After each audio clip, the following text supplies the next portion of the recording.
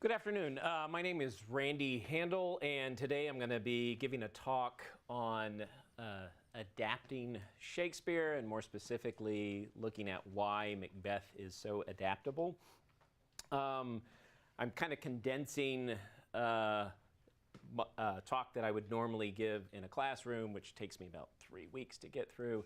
So I'm shoving this all into 1 hour. So I have much more material than I'm ever going to get through. So bear with me as I kind of fuddle through some of my slides here, because I'll go in and out and try to give you as many examples to make my point. But before I jump into looking at Shakespeare, I think it helps to just kind of give you a rough overview of looking at how texts get adapted into films.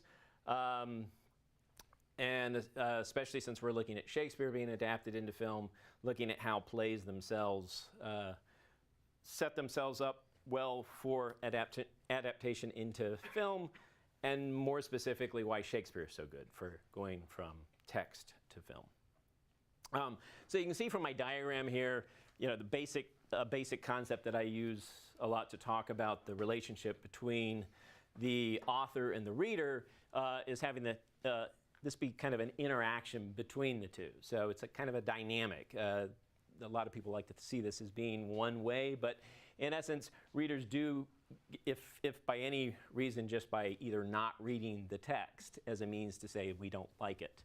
And then the external and internal impact that I would see within this would be external would be all the real world influences upon the text, the history, the social scenarios that have an impact both on the reader and the author, and the internal meaning what drives the reader to want to read a text, what drives the author to write the text, etc. So all of these things take place in any text that we read. It's the same thing with plays. It shouldn't be that surprising. That you have a playwright, right, in the form of the author. You have the play being the text, and you have an audience. And you have both the internal and external factors that are going to come into play. But plays themselves are a little unique. Most of you might already know this, in the sense that they get interpreted because they're intended to be performed. And so it's the performance that makes it unique. And any play, for the most part, even though I know we as English professors love to force our students to read Shakespeare, it was not really intended to be read that way. It was intended to be performed. It's one of the things I think that we're trying to do with the Shakespeare Festival, to get it to be more a part of our everyday interaction with the text, rather than this kind of laborious thing that we do in the classroom. So you have a playwright who writes the play, and then that gets, usually in modern times, we get interpreted by the director. So therefore, the impact from the director is these external factors. When is the director directing the play? If it takes place in 1940s, then that's going to probably be related to historical events that are taking place in the 40s. If it takes place during the Vietnam War, if it takes place during the Iraq War, all of these things are going to have potential influences on that director's route, what they're trying to accomplish with the play, whether they want to make a political statement, whether they want to make a personal statement. So a lot of these things, when I'm getting around to looking at films, you're going to see the role of the director. Even though right now I'm talking about plays, you're going to see film directors, especially when they're considered auteurs or authors of the film, they'll have a lot of influence on what we get out of the film, or what we get out of the specific performance. Director's going to then, of course, from their concept of the play, they're going to cast the play. Then you get that interpretation. You're going to anybody in here who acts know that, of course, it's your acting that's the most important thing, right? So they're going to interpret the play. Yes, they're coming through the eyes of the director. They're having that text brought, but they still have the text itself. So they're going to interpret the text. So then they perform it, right, before the audience. And then what makes that unique, especially when you're looking at live drama, is the play, or the performance of the play, is going to be different. One night will be different than another night, right? Anybody who has performed knows that sometimes you'll have a great audience and they'll feed off of your lines, and sometimes you'll have a dead audience. We'll see what kind of audience you all are going to be with me today. I don't. So I'll feed off you. If you react well, if not, I'll shut up and probably close off, right? So the audience-actor relationship is dynamic, right? It's going to change every time that the performance is done. If one night somebody's breaking up with their girlfriend, they're going to perform differently, right? So you can see how all these other factors are going to have an effect on that. So what you end up with then, with this dynamic takes place, and this I'm especially focusing on film today, but you get different ways of interpreting the text too then. And in film, this usually breaks down, and it's not a concrete thing, it's interpretive, it's fluid. But usually film falls into three primary categories in which filmmakers will deal with the material. The classical method would be they simply take a plot-driven three-part act, they'll break it up, and it will usually have a conclusion. It fits in well with probably, I jump ahead a little bit. It fits into this, what you've seen before probably in many classes in which you've talked about, if you've ever talked about plot structure. And so it usually has a nice solid ending, et cetera, and everybody can follow along. It usually concludes very clearly, right? And the film itself manipulates audiences through continuity to get to the end of the film. Realism, if you have, and doesn't get used a lot with Shakespeare, which shouldn't be surprising, but there are attempts at it. Realism would try to manipulate the medium a lot less. They'll use what are called long takes, where there's not a lot of shifting around, there's not a lot of edits. Just film things as they are and make it look as realistic as possible. Plays themselves aren't really designed for that, although some plays are more realistic than others. Just the mere fact that we have divisions in the play through acts is going to cause a problem, right? It's not going to make it as realistic. If it was true real life, right, I'd just set up a camera and film people and watch them. That's true reality. Of course, nobody wants to watch that. It gets boring after a while. But a realist will try to capture that as much as possible.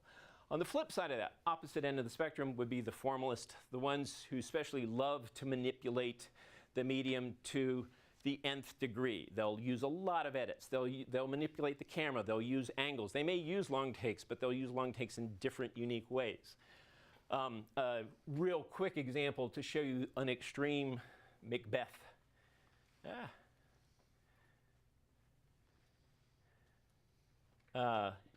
Formalist example is this is an interpretation of the witches and how you might a filmmaker who is a formalist, and this would follow under avant-garde, might deal with it.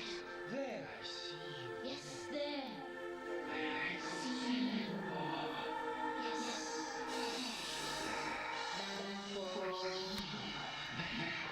I see you.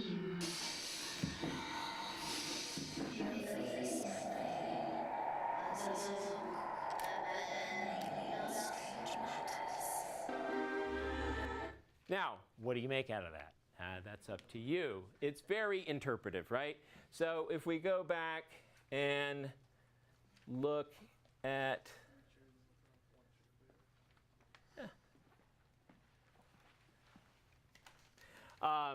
go look at this concept of formalism. A lot of formalism is much more internal, personal. You'll find filmmakers that are digging into themselves a lot more. When you hear the term auteur with filmmakers, true auteurs will often personalize their story, and if they are manipulating the media a lot, we get sometimes, if you're just a standard moviegoer where you just want to go be entertained, you look at it and go, what the hell's going on here? I have no idea what to make of this.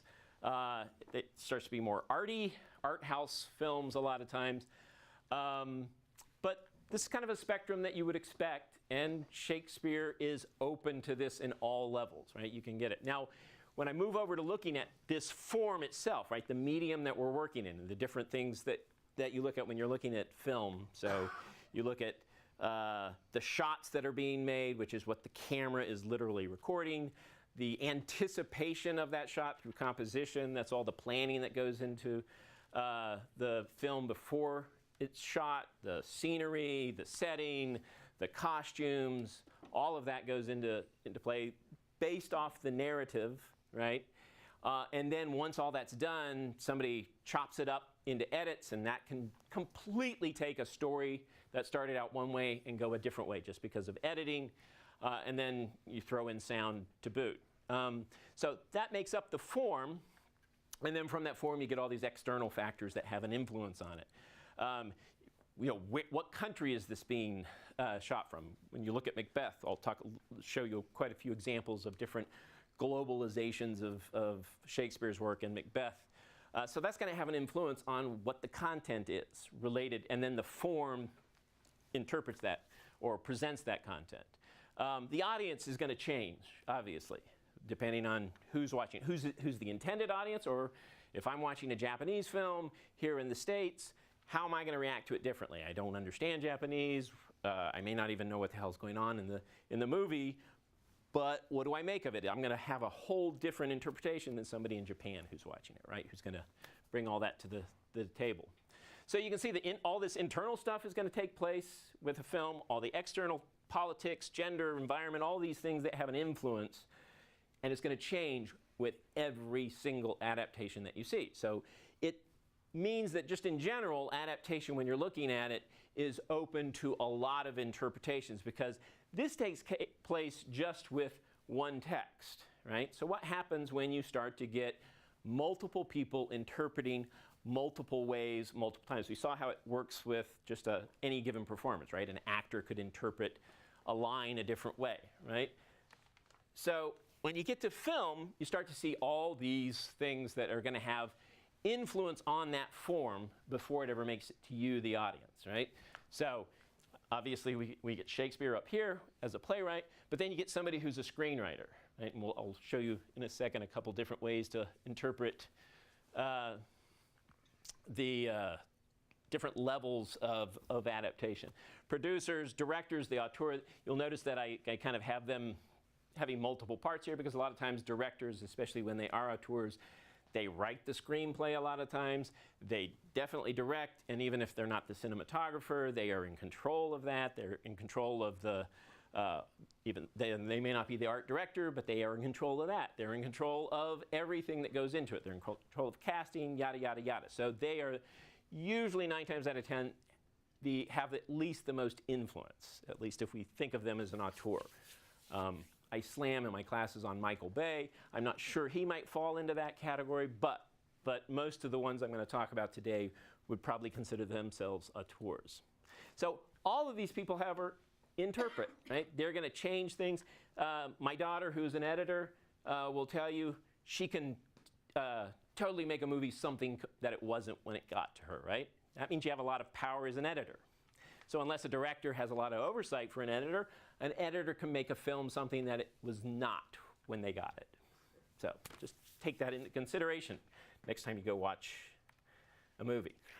Which means when you walk through the whole process, when you go through a production process, which usually starts to a degree with a screenplay, then moves into the pre-production with setting up the stage if it's being done in a studio or going on location, etc.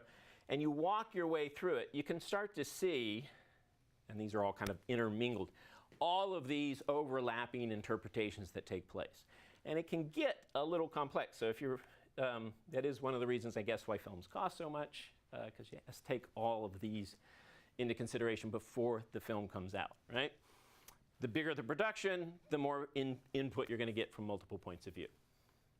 Okay, next thing to look at is different levels of adaptation. When you're adapting a text, in this case we're talking about a play, the distinctions becomes close, intermediate, and loose in general. For those faithful out there who believe you should never touch the bard's language and just give it in its pure essence, and you never cut a scene or anything, You're going to take it verbatim. You're going to be faithful. You're going to be a loyalist, you're purist, etc. Give the language as it is. Deliver the line, and you better get it right. But even then, if you go that route and you're really close, anybody who's studied Shakespeare just a little bit knows that you can deliver a line 100 different ways. And that's just based upon a director and an actor interpreting it. And that's just starting here. So look at all the other complexities that we add to this. I can go to an edited version. If you look at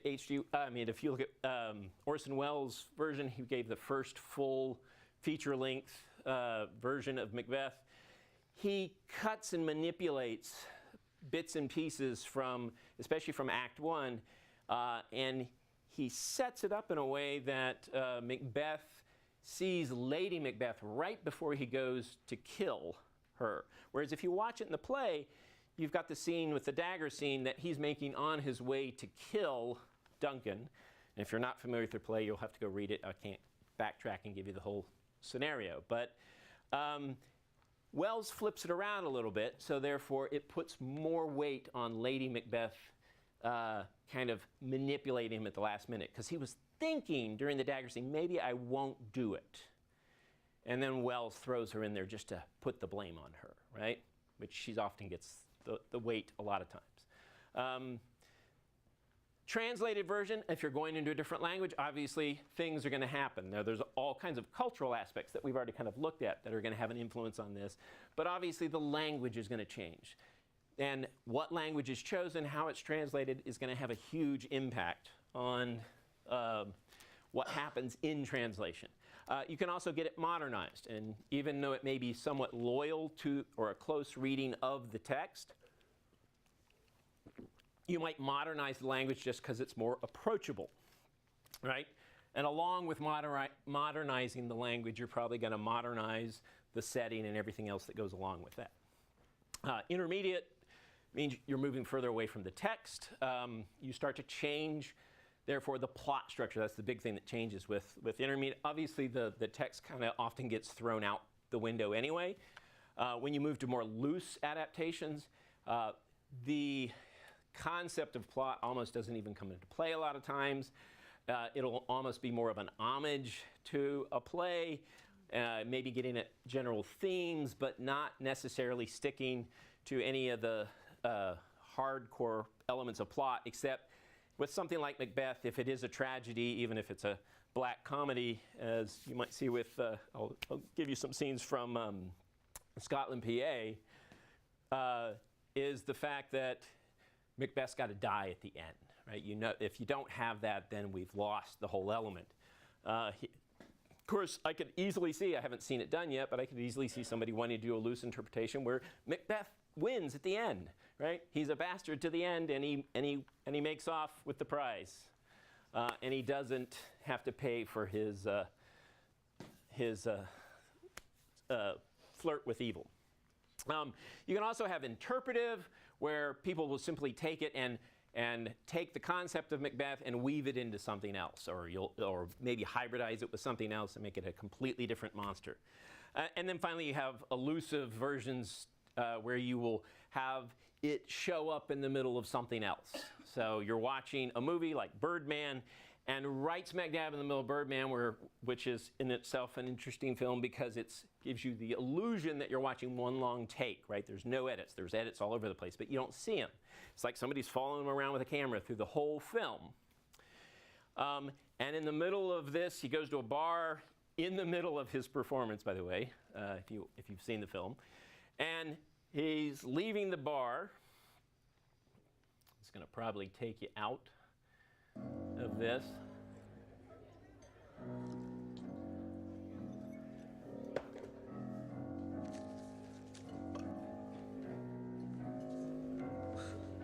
And you have to listen.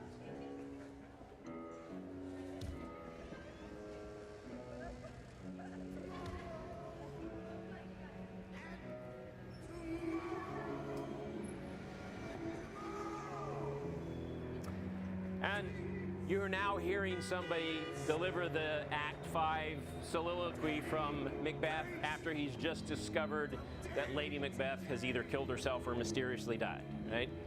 And it's basically a homeless guy on the side of the street doing this. But of course, he has to go into a liquor store to get another bottle along the way.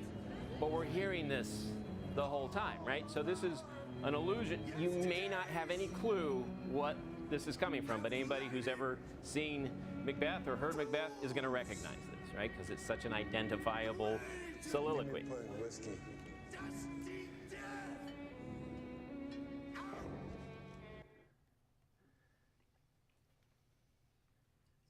Bear with me as I get back on track. Okay, so why Shakespeare? I mean, you could apply this, though, to anything, right? So why Shakespeare? Why, in my opinion, Macbeth is so much better than any of the other plays, just because I have a weird fetish with it, I guess. And why is it so adaptable? I had an undergrad professor, my favorite professor in undergrad, who told me when I was embarking on a paper on Hamlet, when I didn't know any better and I thought I could write a paper about Hamlet. He said the only work to have more ink spilled on it than Hamlet was the Bible. Which begs the question, then if you add all the other plays into it, you know, can you imagine how much has been written about Shakespeare? Probably an inordinate amount, right? And a lot of it's probably crap too, and I'm sure I added to that mess along the way. The fact that his reputation precedes him, it may be slightly undeserved. I'm not going to, Audrey might get upset with me that if I'm arguing at all that Shakespeare might be a little overrated because he is so dominant. In other words, nobody comes close to him. The only one, in an interesting note, since I saw The Man Who Killed Don Quixote last night, the only one that comes close to him as far as a reputation would be Cervantes with Don Quixote. But Don Quixote historically is unfilmable, right? There have been numerous attempts to try and film it. Shakespeare is so filmable. So why is that? So I think his reputation is part of it, right? He is number one, so everybody says, well, he's number one, so I've got to do him. If you do Shakespeare, that means something. You've made it if you do Shakespeare. So I think that helps, but that's not everything. That's just part of the formula. I mean, I think that adds to the fact, if you look in IMDb, if you do a quick search in IMDb, you'll see, as of today, as of right now, before I came in, I made this as up to date as possible, but it will probably change by tomorrow. There are 1,421 writing credits to Shakespeare right now on IMDb. And there will probably be 1,422 tomorrow. So I wouldn't be surprised. And it started with, in 1899, with a 5-minute version of King John. Not what I would have started with, but the first Macbeth, by the way, that was not Macbeth, but the first Macbeth was a duel scene from Macbeth in 1905. The first full-length, feature-length Macbeth was Wells' Macbeth. So let's look and see what makes Shakespeare so open to this right off the bat. And this isn't distinct to Shakespeare, but it does suggest a lot. If you look at the text, I don't know how well you all can see this text, but if you look at the text from the first act, I'm going to show you a bunch of witches in a minute anyway, so it's a good scene to look at. This is all you get for the scene, and it's the first scene of the play, right? You don't have much to go on, right? I know that there's 3 witches in this. I don't know what the witches look like because there's no instructions on that.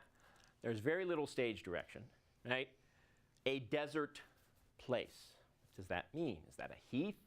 Where is the desert? Is it deserted? What is it, right? And that's so open to what that means that you will see how open it is when you look at all the different variations on it. So as far as this issue of setting here, and when you combine that with what you can do with film, which is everything, right? You can go on location, you can set it up in the stars, you can apply any genre to it that you want, and through the magic of film, you can put it there and make it believable, right? From the very beginning of film, you had that ability to pull people into a place and believe they are where they are. That verisimilitude of film is amazing, that we actually naturally just speak the language of film, and we go there, right? At least for 2 hours, right? So the fact that he's opened this up, that we can do anything with this depending on who's doing it. Whatever the vision of the director is, they get to apply the text because the text isn't demanding much of them. I've already talked about how we can play with the text anyway.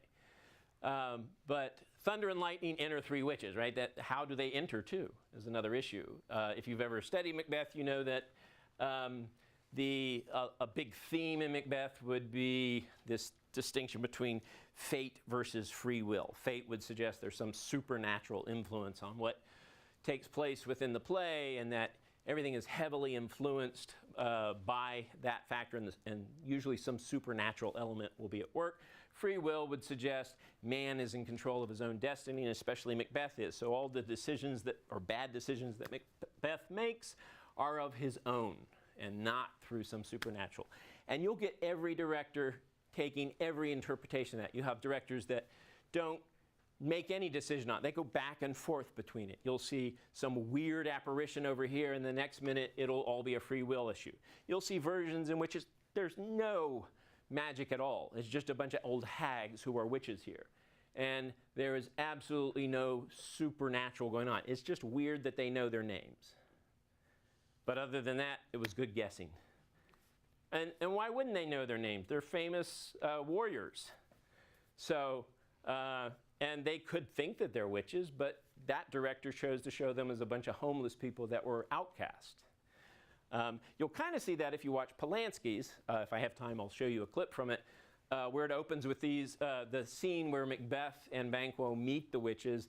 They look like they're outcasts. One woman has no eyes, right? But that's like, oh, she's probably got leprosy or something, and they're just outcast from whatever village that they were originally in. And we don't know any better, and Polanski plays off of that. He makes it look like they are not magical, and it really emphasizes this issue of free will.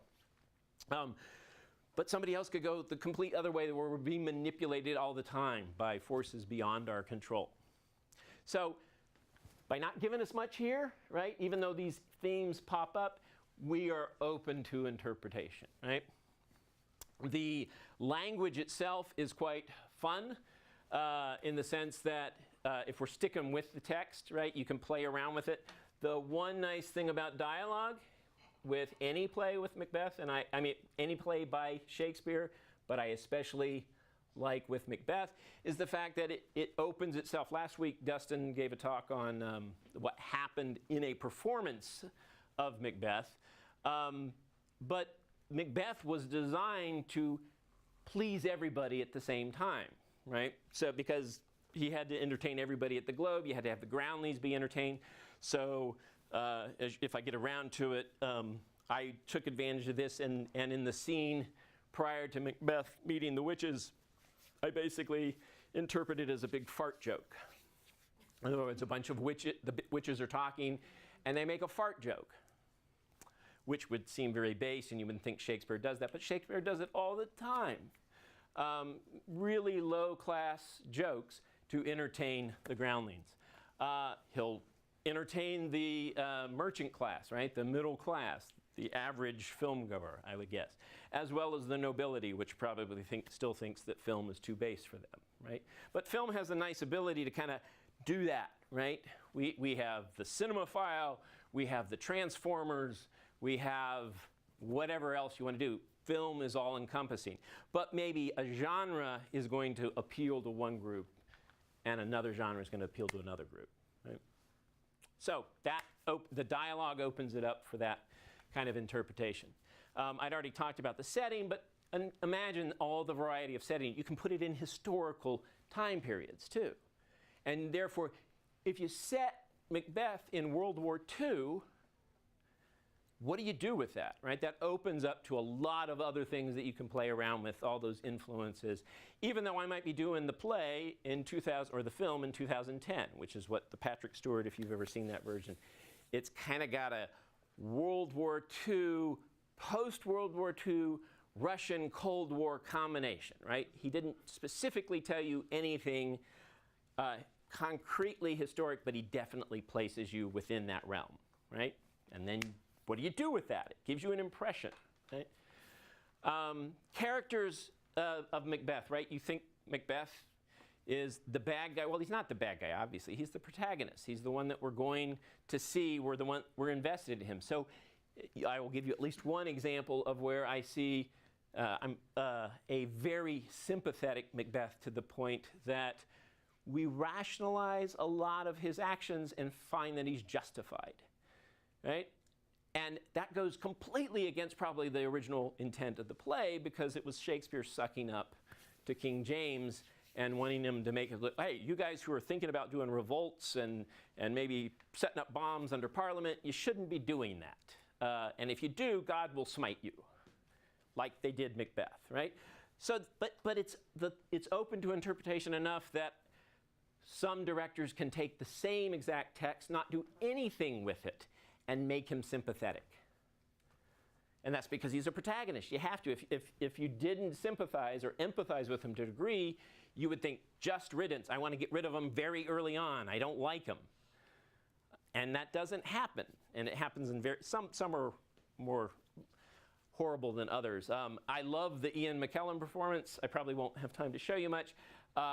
He is wonderful, but he's a cold son of a bitch through a good portion of it. And he looks like it, too. If you talk about the setting and the costume, it's a minimalist performance. And he's in this kind of black trench coat that looks like it may come out of Nazi Germany. And his hair is all slicked back. And he's pasty white, and all the light comes on him, and he looks like a vampire, right?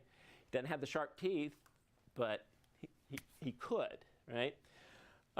So the character's open interpretation. Plots are open to interpretation. As I said, the looser you get with the plot, the more flexible it is. But even if you stick with the strict plot of the original play, film bends time. I can throw flashbacks at you if I want to.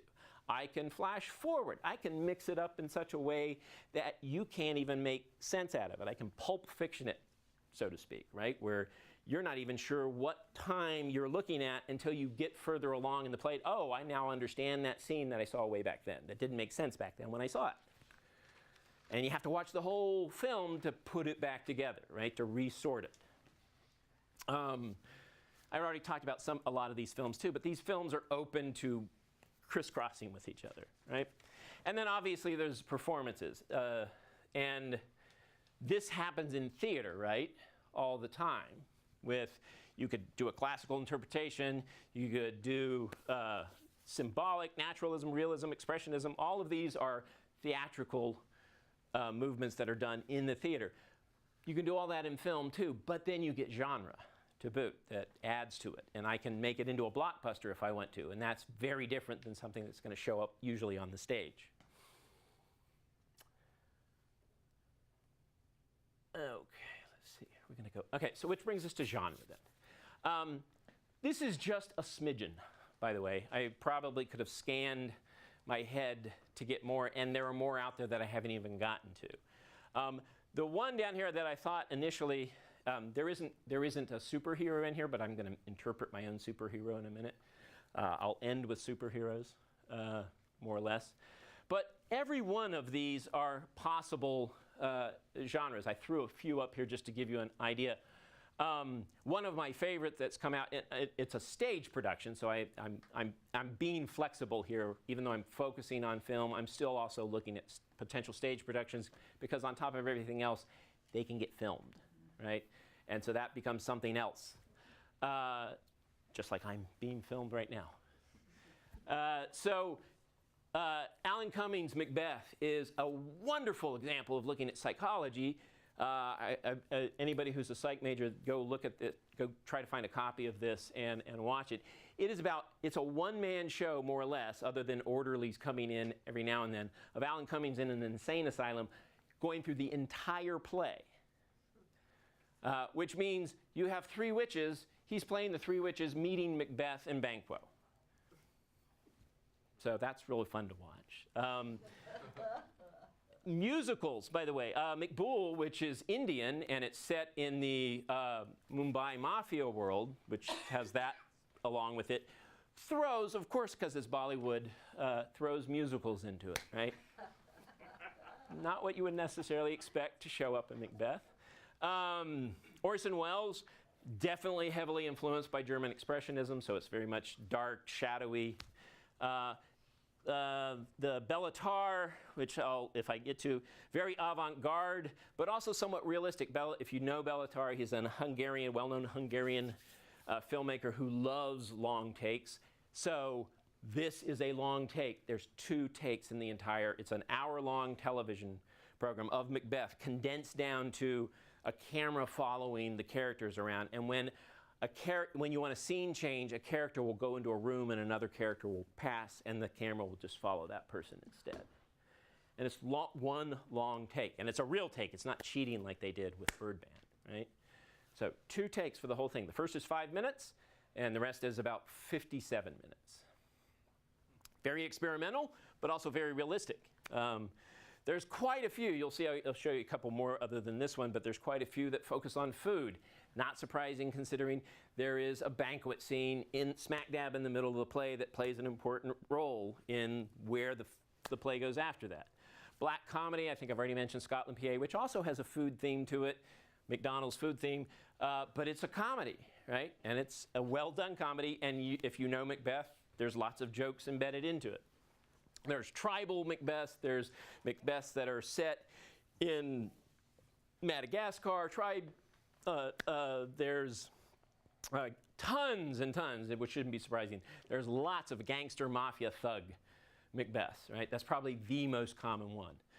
There's a prison film Macbeth. Macbeth is performed by prisoners and then filmed in the prison with the setting of the prison, right? Fascinating stuff. I can't get a hold of a copy of that. Actually, I want to get a hold of it. I've seen bits and pieces of it. That's one of my, I've got 33 that I've collected at this point, but that's one that I'm trying to get a hold of. But fantasy, there's a post-apocalypse Macbeth, right? Not the best one in the world, but the idea is great. It's post-apocalypse. It's science fiction, but then it's still Macbeth. And it uses it's pretty loyal to the language. I think it's left a few things out, but it keeps most of the language intact. There's tons of animation, including 3 different Simpsons that I know of, where they've, in one way or the other, he's pulled in Macbeth. There's a Brazil corporate version, which is all big corporation takeover.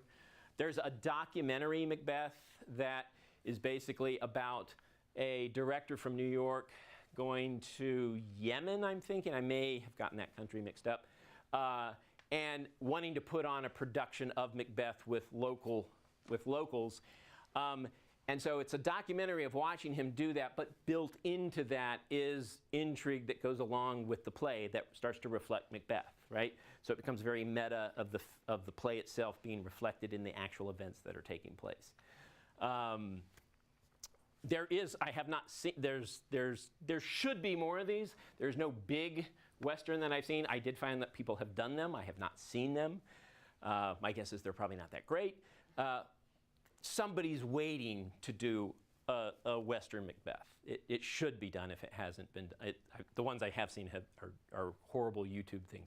And don't even go on YouTube and look for Macbeth, because it is a sad thing to see. But everybody does everything out there. But so it just opens itself up to so many things. Samurai Macbeth, I'm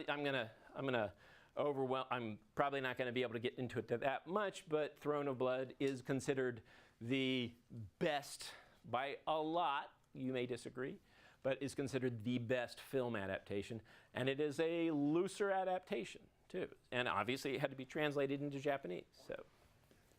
So a lot of possibility there. It's a great little website that basically keeps track of all media associated with Shakespeare. You've got to kind of fine tune it, so this is not a completely accurate argument for all film, because some of these are not what I would consider full narrative film, but then again, things are open to interpretation. 131, however, film versions. Then you move on to television, which at this point in time, the distinction between television and film gets fuzzier and fuzzier, right? Whatever television even is anymore. 162, but the Béla Tarr, the experimental Béla Tarr one that I was talking about is basically television, right? So We shouldn't preclude that. A lot of BBC performances end up as television. And then just videos, and this could be open to interpretation as well. There's a lot of interactive multimedia stuff out there too, right? And that opens up. There's also, I'd already mentioned animation. There's a lot of parodies of Macbeth. The mere fact that you can't say Macbeth in a theater, and this is not a theater, and I've said Macbeth an awful lot, so I'm either screwed or I'm safe because I'm not performing in a theater. And I also don't believe that. But because the myth of Macbeth being a curse play was actually created in the early 19th century. So it doesn't actually go back, as much as people want to think, it doesn't all go all the way back to Shakespeare's time. That was kind of applied after the fact, right? But it's great for making fun of. So Homer Simpson makes fun of Ian McKellen in a kilt and says Macbeth over and over again, and every time he says it, Ian McKellen gets hit by some catastrophe, right? There is a very short version of Macbeth built into the reduced Shakespeare's Company, where they do the Scottish play, where they just go overboard with the Scottish accent. So there's satires, there's operas made from Macbeth, well-known operas. Verdi and Shostakovich both doing operas of it. One focusing on Lady Macbeth. Let's just shift the focus on a rather significant character. So if you're familiar with Hamlet and Rosencrantz and Guildenstern Are Dead, which is taking two minor characters and making them the protagonist, well, we're doing this now with Lady Macbeth. And then this gets interpreted. Lady Macbeth has then spawned all kinds of different things, like Lady Macbeth of Mitzkens has been transformed into a whole bunch of other ones, including The Postman Always Rings Twice, is roughly based on that. So sometimes it gets distant but connected, right? So there's a lot. And heavy metal bands, by the way, have also dedicated themselves to Macbeth. So you can get all kinds of weird stuff out there for adaptations. Globally speaking, I won't play any of these because they're going to pull us out, and some of them I'll be able to talk about. It goes all over the map. I want this one. I'm going to Cambodia, so I'm going to see if I can maybe sneak over to Thailand and find this. It has been banned by the Thai government because it was hit too close to home, because one of the characters that plays the evil king that they want to overthrow in Shakespeare Must Die, which is a Thai version of a group performing Macbeth, in which they are criticizing the leaders of the government. The government thought that was hitting a little too close to home, so it's been censored. It wasn't allowed to be shown. So all I get is a trailer of it. I haven't been able to actually see the film. There's so many Japanese interpretations with either no theater or kabuki theater. This is a well-known, Ninagawa is a well-known interpreter of Shakespeare for Japan. Makbul I'd already mentioned, which was Indian. The one from Madagascar is Macbetho. There is a Zulu Macbeth. And there's all kinds of Chinese interpretation. If I showed you, this is a really bizarre performance of Macbeth in China, where they're definitely very loosely interpreting the play, but throwing all kinds of cultural references at you. So just to give you, there's a wonderful site at MIT. It's not the most well kept, but and this just gives you an idea of some of the different versions of Macbeth, where they give you some media. Unfortunately, they talk about Mickey B, but they don't have Mickey B. I don't have to get a hold of that one. So this just gives you an idea of the scope. Someone is sleeping in my pain. I said Yemen. Am I right on that? Ow, it's not in the description. But there are just tons and tons of different versions. Okay, so I'm going to branch off now into looking at what I consider a few of the significant auteurs, right? So these are people that, and some of them I may have already covered enough that I can skip over, but these are considered to be rather significant filmmakers beyond whether or not they do this with Shakespeare. So obviously, we're going to start with Orson Welles because he's the first one who did a full-blown, full-length film. Now, this is post Orson Welles. I mean, post Citizen Kane. For those of you who are familiar with that. So he had already gotten some notoriety, but he was already getting a reputation among studios for being a bit difficult. So the fact that he actually was able to pull this off was a bit of a feat because he'd already had a few of his projects pulled from him by studios. It's got an unfortunate decision on his part, I think, even though I think it's creative. I already talked about how he messes around with the editing, is that he decides to do the whole thing in Scottish accents, and Wells is not Scottish, and I don't think his Scottish accent is very good, and so it sticks out like a sore thumb. Now, the whole production is based upon his Mercury Theater, which kind of evolved out of his work with the WPA, which is the Works project that was started to kind of help America get back on its feet after the Depression. So what got him such notoriety prior to his big scare with War of the Worlds broadcast, in which everybody freaked out because they thought Mars was invading, was his Voodoo Macbeth, which was a Harlem theater performance, and he's the one that put that together. There's some, you can easily look this up, so I won't distract by looking at it at this point, but there is some actual footage from the performance that you can get from promotion of it, which is fascinating to look at, and it got held over and over, and it was a sensation at the time. And considering how during this time we weren't the most integrated of societies, and this was all pre-civil rights, not that we've ever even come anywhere near accomplishing anything to get out of our mess, but Wells was well ahead of his time by bringing it to the forefront, right, of bringing, especially in this case, black actors to the attention of the public, right? My guess is they still were segregated in the theater, though. So they couldn't have attended the very performance that they were doing. The Mercury Theater did a record, by the way, and this is what I find is interesting, because this will pull me out, but, or maybe not. I think I can.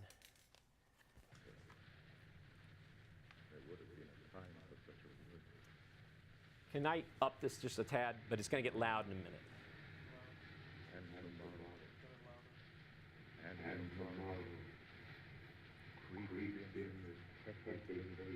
So we just heard that on Birdman, right? And that's Orson Welles, right?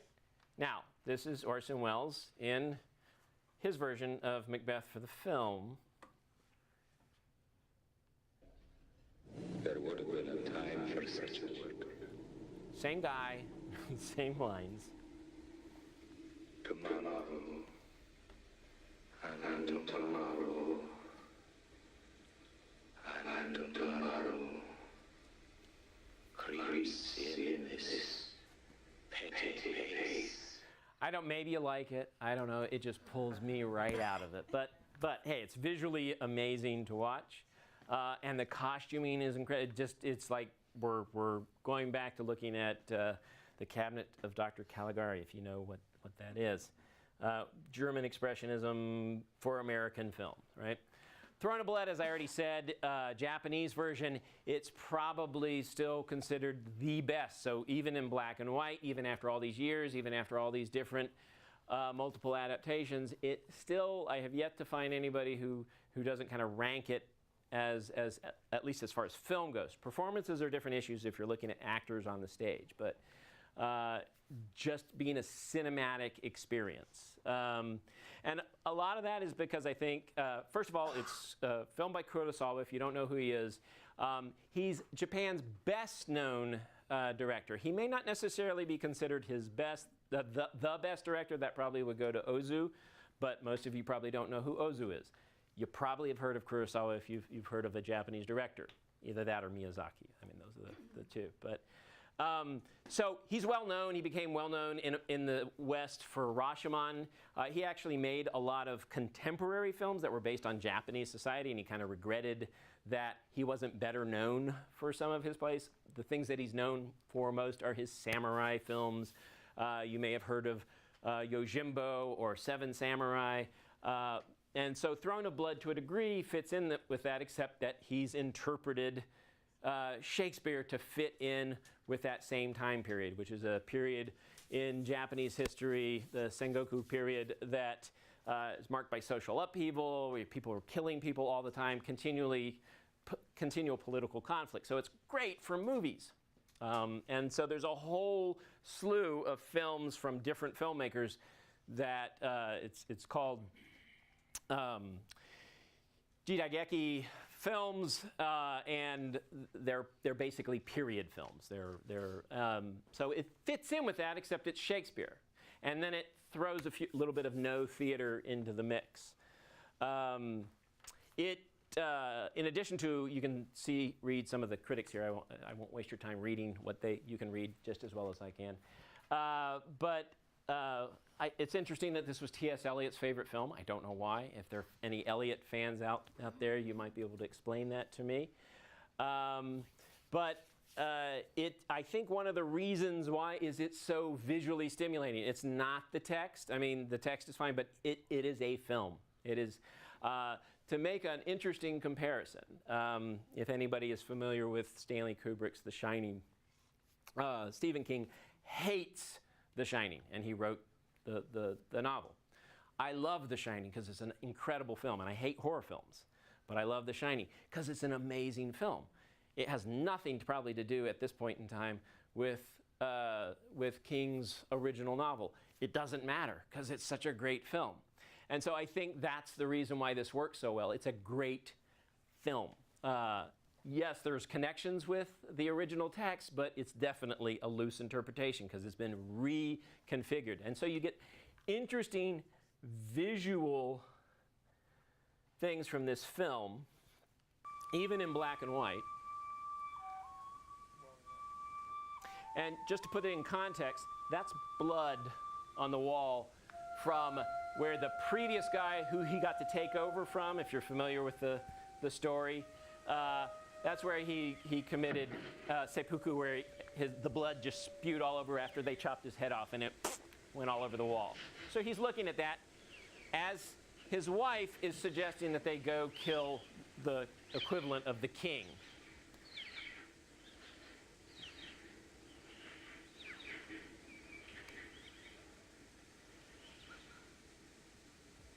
And all you hear is her kimono as she goes.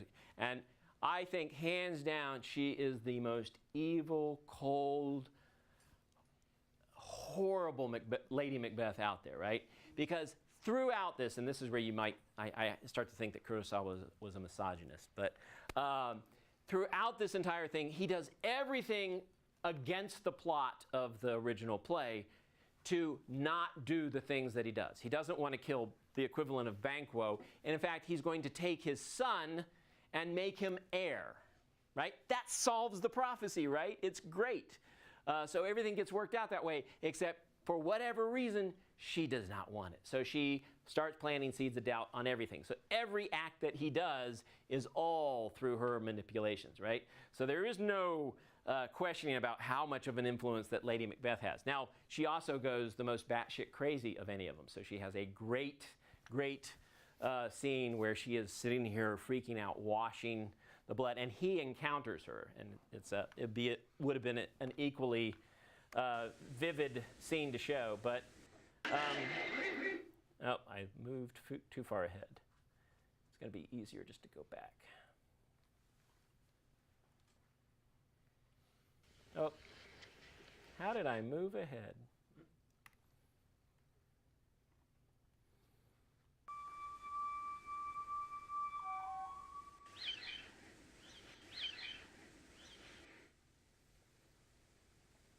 So she's giving him a spear.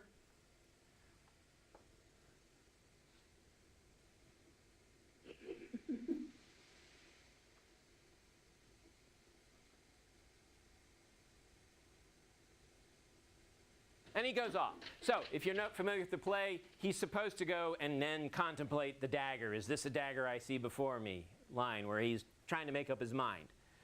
What does Kurosawa do? Well, if you're wondering if he blamed Lady Macbeth for any of this, where does the camera stay? The camera does not go with Macbeth. It stays here and watches her. Quietly at first, watches her face, very non-expressionless, except there's a lot going on there. You can tell there's a lot going on there.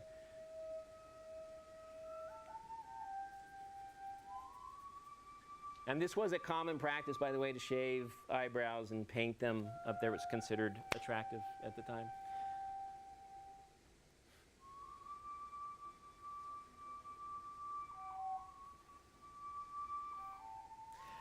Very telling for the scene. I'm going to quickly show you a minute. You see all the arrows back here? Just thought I'd point that out. So she goes into a funky little dance. Very evocative of No Theater. If you've ever seen a piece of No Theater, this is like watching No Theater. It's her happy dance for the fact that she is going to gain power.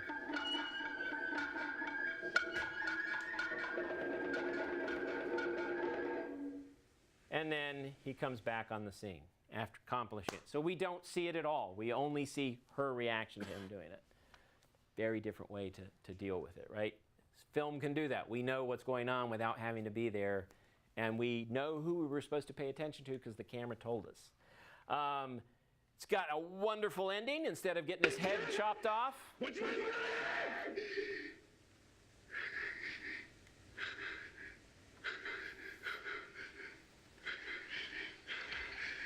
and I'm going to run out of time, so I'm going to show you him get pierced by arrows from his own men.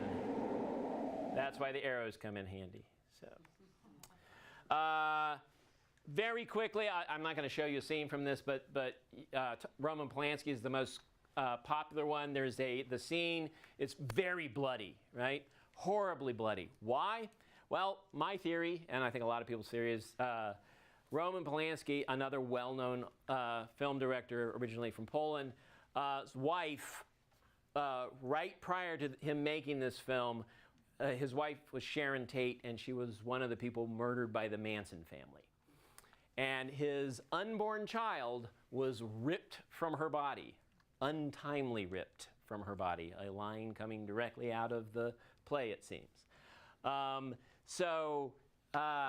It was a very personal thing. So the bloodiness of it, and yet you have a Macbeth that he gives a lot of humanity as just being kind of a lost person that has no friggin' clue what he's doing. And he's stuck there right at the moment when he's killing Duncan, sorry. And he changes his mind, and we see him change his mind. And he's going to go out, and he's not going to do this. Screw this. I'm not going to do it. And Duncan wakes up. So it's all based upon stupid luck in that case. And then the rest of it is blood and mayhem. I already mentioned Bella Tarr, 2 shots. See, this is why I could go on for a couple more hours. These are all the witches that I gathered together with my little collection. And I threw a bunch of stage directions along the way. But to tell you, this is Wells' German Expressionist witches, right? All shadows. This is the one with the nun directed one with Ian McKellen, where they're minimalist and you don't even know what time or place this thing is set. Outcast, gypsies, grandmoms, just grandmom witches. Why is that showing up? A throne of blood kind of thing. I got to show you this one. If this is the last thing I show you, it's one of my favorite groups of witches.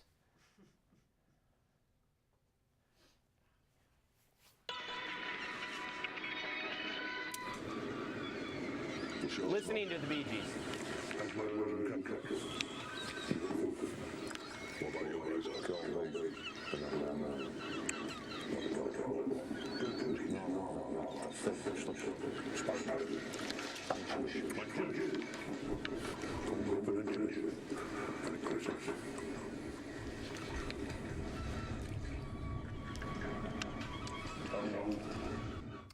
It's good enough to end with tongue. So lots and lots of witches. Just a villain or villain. This is the one with, help me out here, Michael Fassbender recently came out. where you feel like he's justified. So, you know, I'm doing my superhero tie-in here. And why do I make a superhero tie-in? These are all the culinary Macbeths. I could show you all the different versions of the banquet scene, et cetera, and how the banquet scene gets used. But here's my superhero take on this. Look at the coincidence of this, that all the X-Men that are out there right now for films have all been Macbeths. So you have Patrick Stewart and James McAvoy, both have played Professor X. And you have Ian McKellen and Michael Fassbender have both played Magneto. Coincidence? I don't think so. Who's next? Well, on board is Denzel Washington and Frances McDormand, who is married to Joel Coen, well known for Ethan and Joel Coen's Coen brother films. They're going to do Macbeth. I can't wait to see it. So that is as much as I could cram into an hour, and I went over, so forgive me, Steve. And I think we can cut that and maybe ask questions afterwards.